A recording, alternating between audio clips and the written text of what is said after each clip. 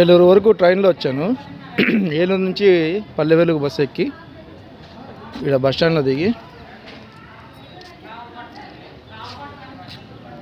ఈ bus stand దగ్గరికి free bus వస్తుంది అనమాట.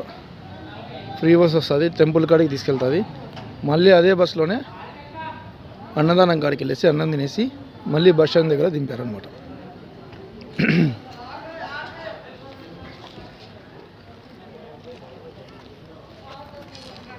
Okay friends, bye.